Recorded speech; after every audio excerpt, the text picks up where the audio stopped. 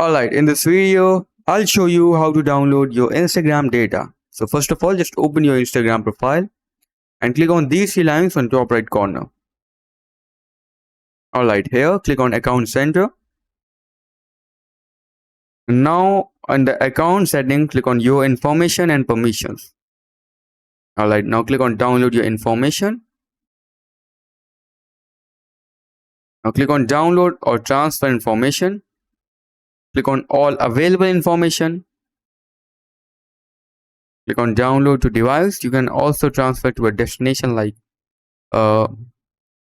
email or whatever you like.